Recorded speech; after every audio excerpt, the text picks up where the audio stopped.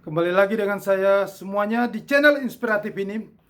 Saya beritahu kepada Anda semuanya, hiperinflasi itu sudah menjadi ancaman global. Seluruh dunia akan kena yang namanya hiperinflasi. Ya, mulai negara Turki, Argentina, Venezuela, negara di Amerika Latin, ya, bahkan di Asia, yang inflasinya Turki sudah sampai 80%, Argentina 60%, Venezuela 70%. Inflasi yang sudah cukup tinggi ya, di negara-negara maju ya, terus cuma di negara-negara G20 ya, G20 di Eropa. Cuman kita yang masuk negara G20 tapi belum inflasi tinggi ya. Gilirannya berikut nanti. Ya, Eropa sudah sangat tinggi ya, biaya hidup sudah cukup mahal. Inggris ya sudah luar biasa cukup sengsara ya, mereka sudah terpuruk ekonominya, mata uangnya sudah jatuh dalam. British pound atau pound sterling itu, the cable itu sudah jatuh dalam, menyentuh hari Senin sudah tembus level terendah sepanjang sejarah di tahun 1985 ya, 1,05 sen terhadap US dollar. Dan target nanti hari ini di 1,06, maka target nanti dalam waktu dekat ini, minggu depan mungkin sudah tembus. Tidak perlu minggu depan kali ya, hari Jumat mungkin sudah akan tembus itu satu paritas. Jadi terhadap US dollar. Jadi benar-benar luar biasa dalam sejarah British pound di bawah nilai US dollar. Jadi US dollar luar biasa tinggi-tingginya. Saya ingat waktu tahun 2007 ya, British pound atau pound sterling itu tertinggi sepanjang sejarah, 2,1 ya, di atas dua paritas terhadap US dollar. Dan sekarang berkebalikan ya, pada saat itu British pound naik tinggi, harga minyak melambung cukup tinggi sepanjang sejarah 157 poin sekian. Sekarang inflasi tinggi terjadi di Inggris, di seluruh dunia, tetapi stagflasi, pertumbuhan ekonomi menurun, resesi, tidak ada produktivitas output yang dihasilkan dan tidak ada daya beli ya. Tetapi inflasi cukup tinggi, harga minyak jatuh dalam ya, sudah 77 ya. Dan harga minyak saya akan prediksikan di bulan depan, Oktober, yang tinggal berapa hari lagi ya, hari Senin sudah kita masuk minggu depan di bulan Oktober, minyak akan terjun bebas ke level 57 US dollar per barel. Maka disitulah resesi terjadi. Sudah benar-benar tidak ada lagi kekuatan daya beli. Ya, Anda lihat sendiri, Eropa sudah susah setengah mati ya. Mata uang euro sudah di bawah paritas dan cenderung setengah sen terhadap US dollar, 0,5 terhadap US dollar. Itu targetnya akan ke sana. Ya. Yang paling penting di sini adalah peluang terbesar ya bagi Anda untuk trading di currency. Saya sudah katakan kepada Anda dari tahun lalu bahwa inilah dalam kondisi sekarang ini, disinilah lahan basah. Dari dulu coba Anda cek video saya selalu saya katakan lahan basah di futures market. Lahan basah ya ini. Targetnya kita sudah tahu, kelihatan. Dari dulu saya katakan bahwa satu paritas akan tembus itu. Karena benar-benar luar biasa kebangkrutan ekonomi. Ya. Kejadian yang sangat-sangat luar biasa terjadi sepanjang sejarah dunia ini. Inilah yang paling terbesar sepanjang sejarah dunia ini. Ya. Jatuhnya paling dalam. Dan begitu kuatnya US dollar. Luar biasa naiknya. Hari ini indeks US dollar sudah 114 dan masih ada tingginya. Yang belum dijebol nanti di tahun 2000 yaitu 221. Jadi masih ada potensi US dollar akan menguat. Ini peluang.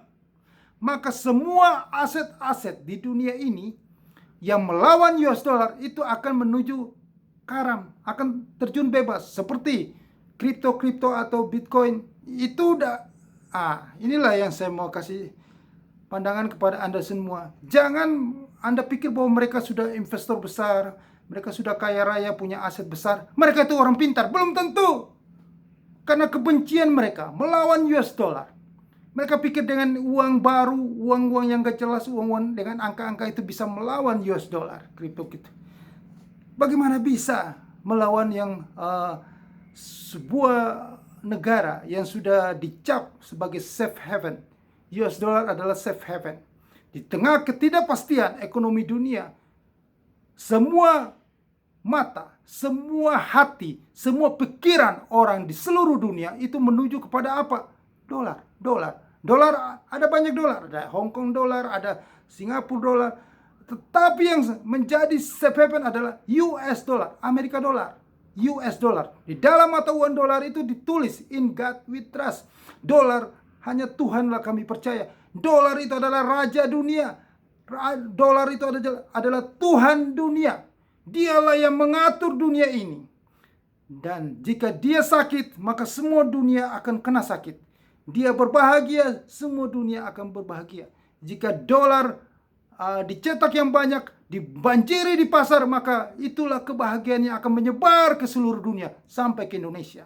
Jadi Andalah bersyukur, jangan Anda itu jadi orang pembenci yang sia-sia. Selalu mengatakan dolar dicetak supaya Anda kaya.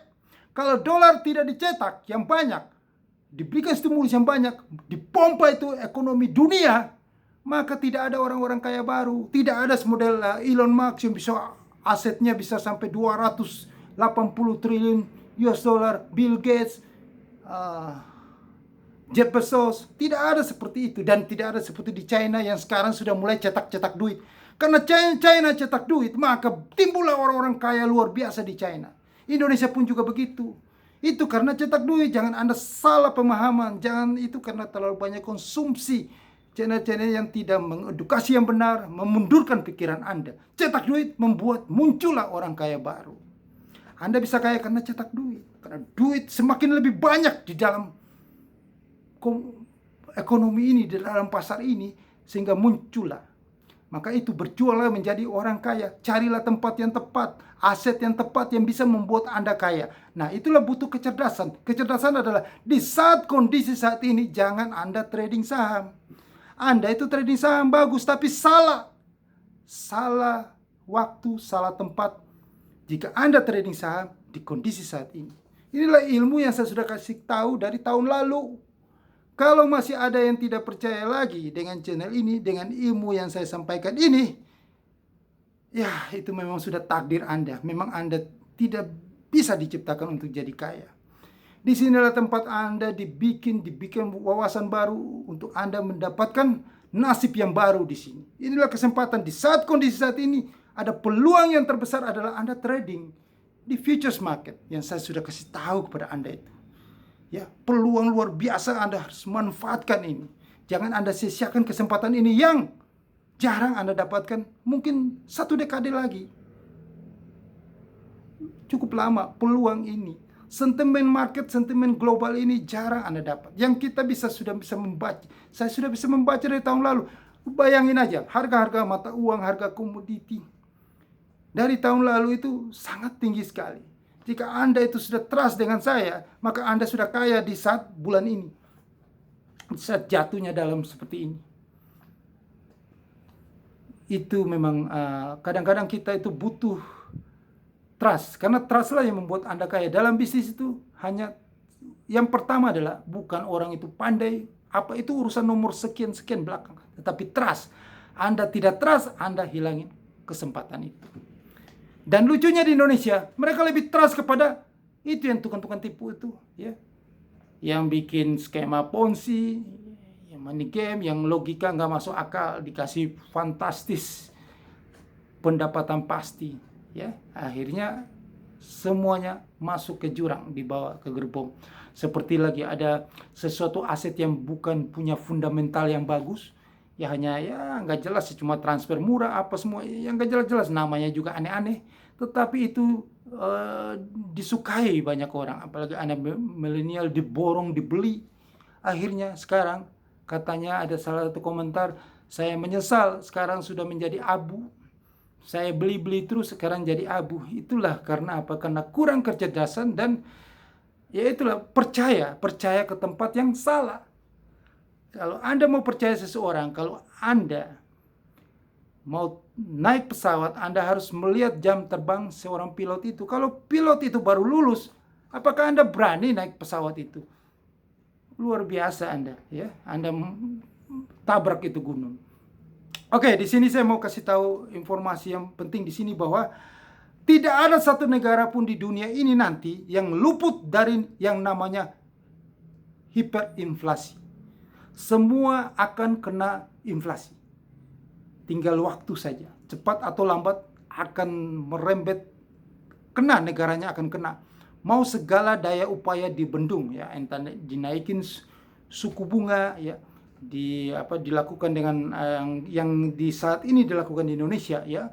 Ada kebijakan moneter dan fiskal. Kebijakan moneter yang dilakukan oleh Gubernur BI adalah menjaga nilai tukar rupiah ini tetap stabil. Jangan sampai jatuh melorot sampai 16.000, apalagi ya, tinggal 1 bulan ini yang saya selalu katakan 18.000 tuh. Itu dipusing kepala para jajaran di Bank Sentral Indonesia.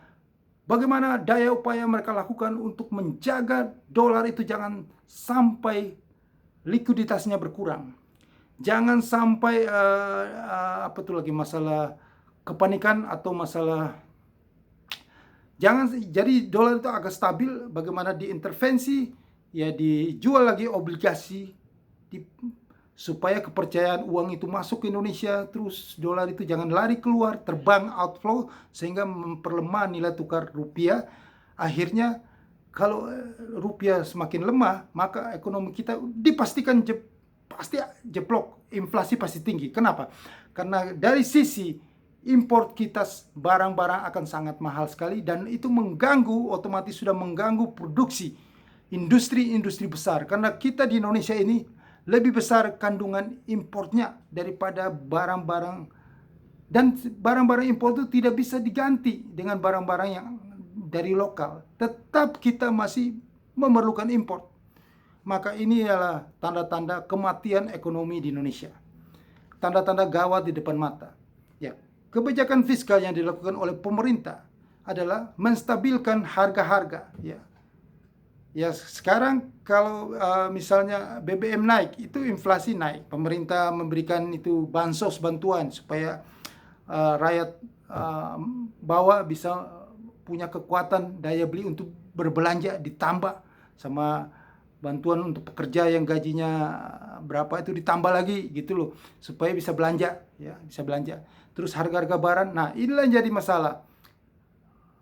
Ini akan mengganggu peternak atau petani atau pengusaha. Harga barang telur misalnya, yang lain-lain itu seharusnya harga dinaik sesuai dengan kandungan-kandungan importnya, pakan atau apanya, itu tergambar di harganya, harga jualnya harus lebih tinggi.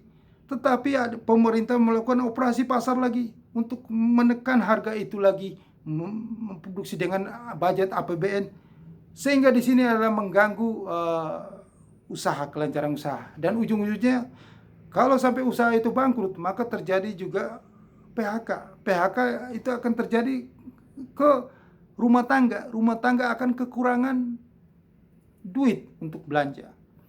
Maka ini semua kebijakan yang serba bingung, serba salah. Melangkah sini salah, melangkah sini salah. Itulah yang saya katakan. Tidak bisa kalau kondisi global ini, apapun cara yang dilakukan oleh pemerintah di semua negara. Emang di Indonesia saja yang punya sakti, punya jurus-jurus pamungkas. Di Inggris, emang mereka itu tidak berusaha untuk menjaga stabil kursnya, menjaga inflasi di negaranya dengan daya upaya apa, operasi pasar kayak segala macam yang mereka lakukan seperti Indonesia. Mereka juga pasti melakukan cara daya upaya, tetapi jebol juga. Semua itu jebol, pasti gue bilang. Jadi apa yang gue bilang itu 18.000 itu, ya ampun, itu tinggal selangkah lagi. Itu pasti terjadi. Daya upaya yang dilakukan oleh pemerintah, mau fiskal moneter dengan cara bagaimana supaya menekan itu, pemerintah hanya bisa menekan, bisa menstabilkan harga, bisa melakukan intervensi harga.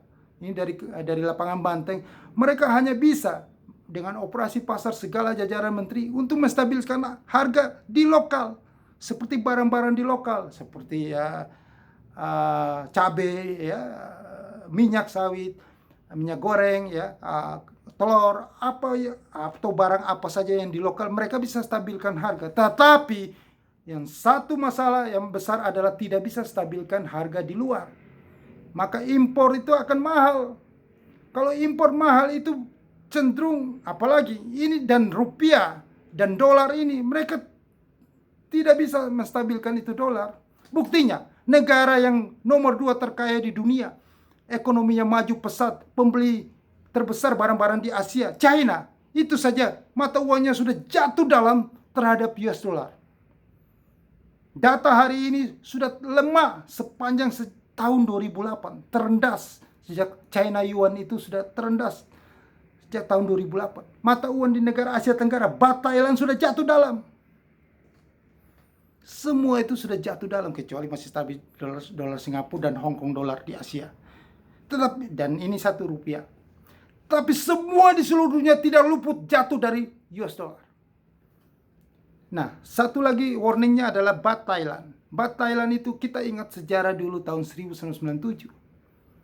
Di Asia Tenggara, awal mula kehancuran krisis moneter di Asia Tenggara yang membuat rupiah kita terpuruk sampai 17 sampai jatuhnya rezim Soeharto itu karena apa? Karena dimulai dari kejatuhan mata uang Baht Thailand.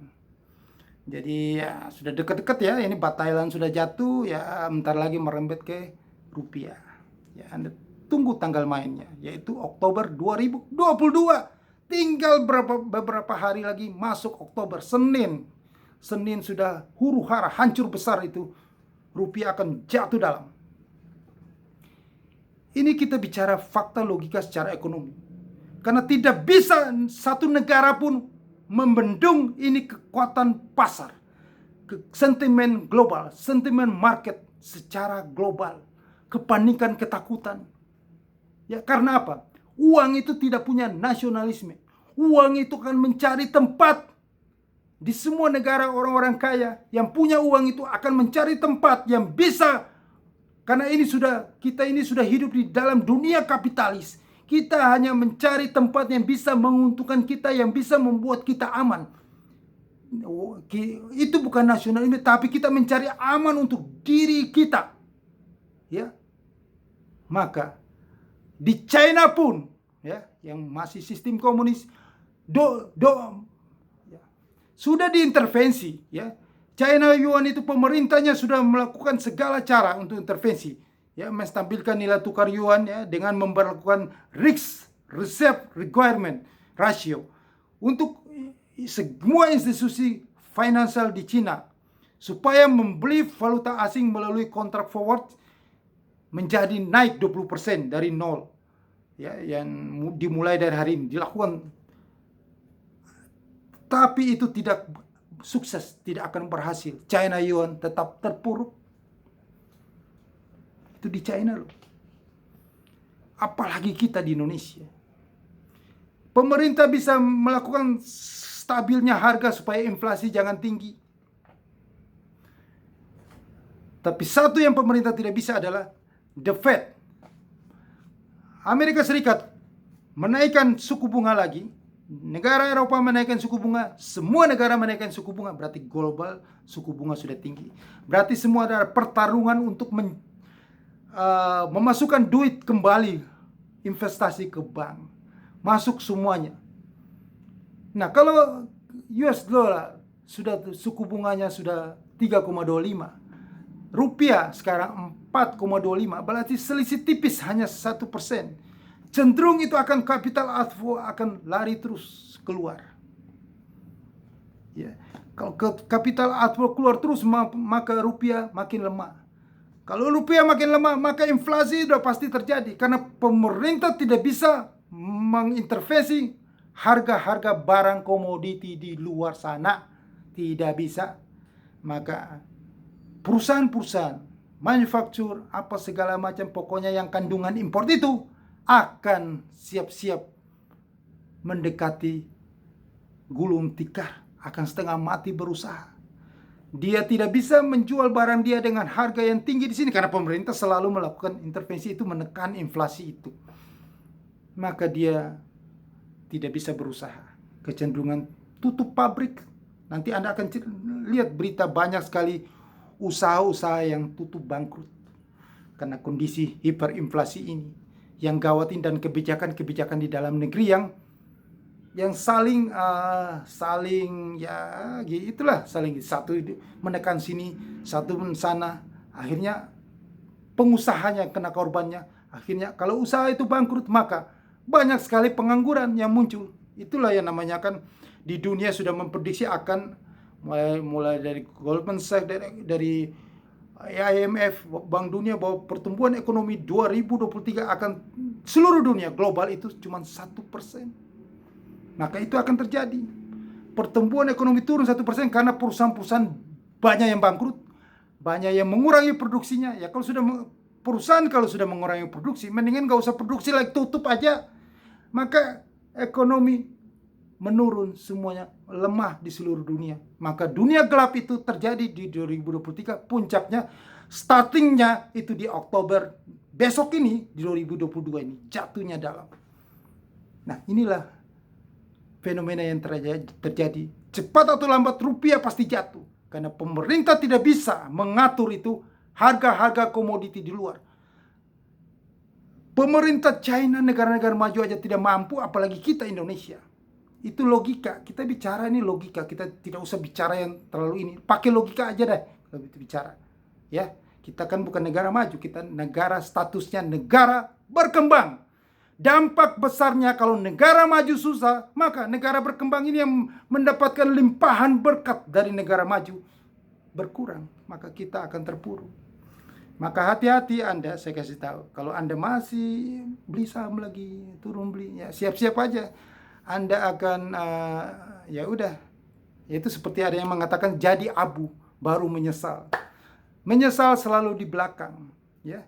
Anda tidak mau belajar di konten ini, ya, channel ini, ya. Anda tidak mau mendengar apa kata-kata seorang nabi, ya, Anda menyesal di belakang hari. Oke. Jangan lupa bahwa inflasi sangat tinggi, rupiah pasti jeblok, pasti ke 18.000. Segala daya upaya yang dilakukan pemerintah, bukan hanya di Indonesia, di semua negara tidak mampu untuk membuat mata uangnya stabil terhadap US dollar. Cina pun tidak mampu, semua Eropa tidak mampu, Jepang pun tidak mampu. Itu logika, ya. Anda mikir sendiri, ya. Ini logika. Yang gue katakan ini adalah fakta, bukti. Anda cerna sendiri secara logika. Gue bilang juga apa? Buktikan sendiri. Jangan lupa subscribe channel YouTube ini dan tekan loncengnya untuk dapatkan notifikasinya. Sebarkan konten ini ke semua orang. Dan satu peluang adalah di futures market. Sekarang peluang terbesar adalah kita sudah tahu bahwa British Pound sterling akan menuju tembus satu paritas. Entah itu hari Jumat atau minggu depan sudah jebol satu paritas terhadap US dollar. Ini peluang luar biasa. Anda sangat rugi banget kalau Anda tidak manfaatkan peluang ini. Hanya di channel ini, satu-satunya di dunia yang kasih tahu bocoran ini kepada Anda. Tempat lain nggak ada. Mereka nggak tahu. Cuma di sini, diam-diam. Di sini aja. Ya. Cuma channel ini. Email saya ya. Anda akan dapatkan semua itu. Sukses untuk Anda.